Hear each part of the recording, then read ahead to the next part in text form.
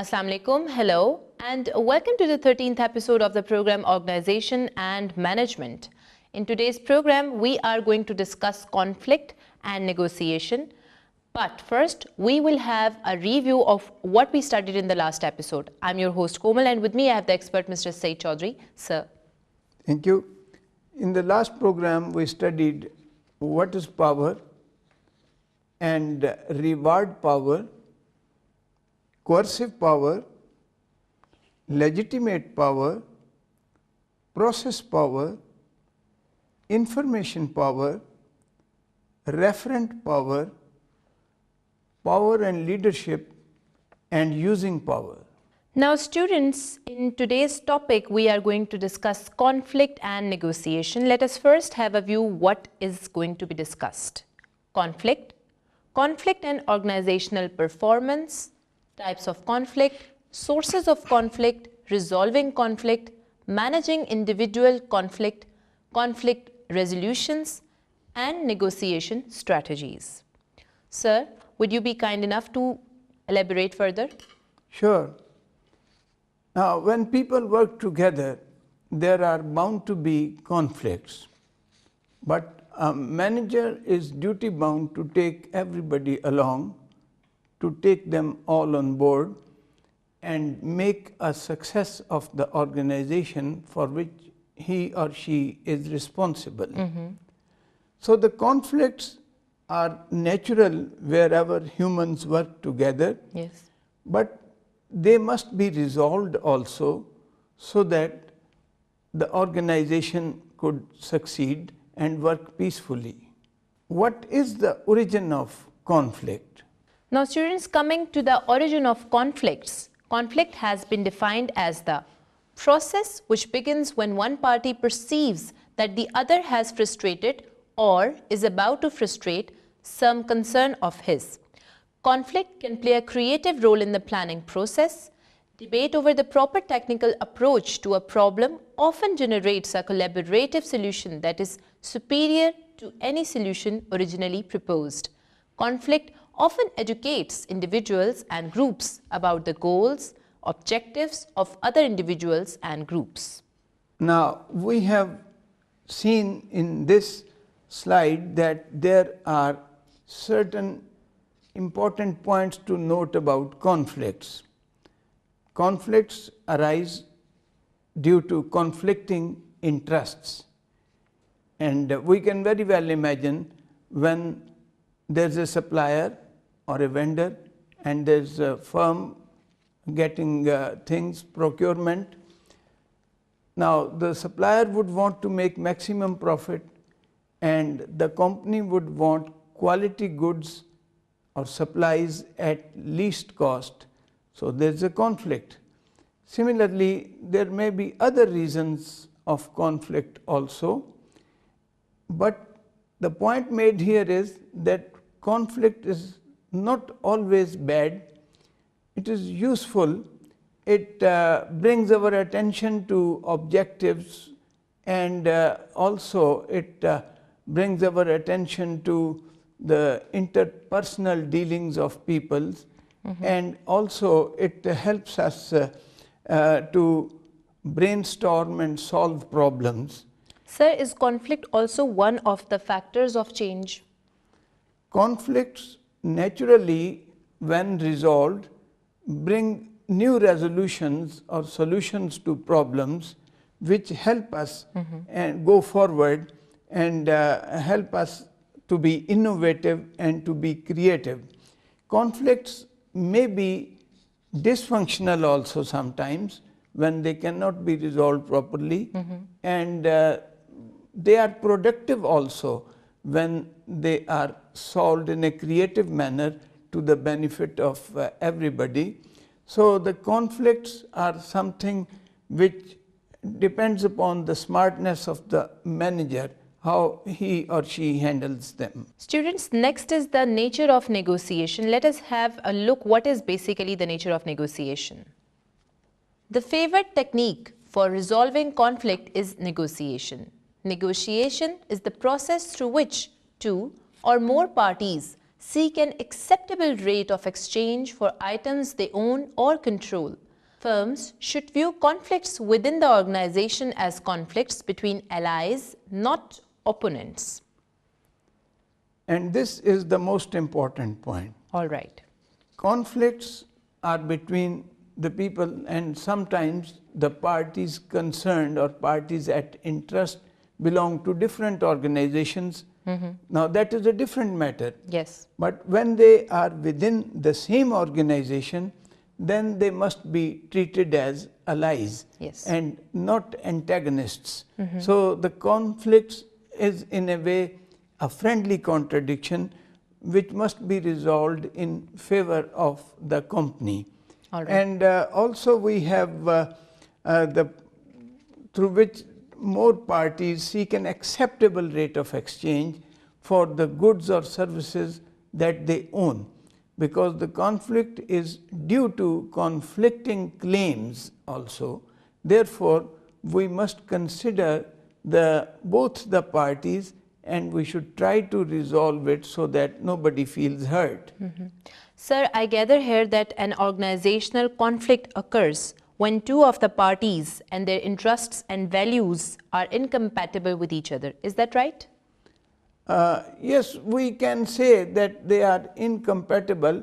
Actually, they have to create compatibility out of this so-called incompatibility, because all companies are working for profit, and they have to take one another's help also. Yes. One is a supplier or vendor, the other is the purchaser. But what is important is that they should try to resolve these in such a way that what we call a win-win situation, to which we will be coming just now. All right. The real way or the most accepted technique of resolving conflicts is negotiation. Let us see what is good negotiation and what is its output. Facilitating the integration of activities, lateral relations allow decisions to be made horizontally across lines of authority. Because each area has its own goals, integrating activities of two or more units is certain to produce conflicts. These conflicts may be resolved by negotiating a solution if one exists that produces gains or minimizes losses for all parties.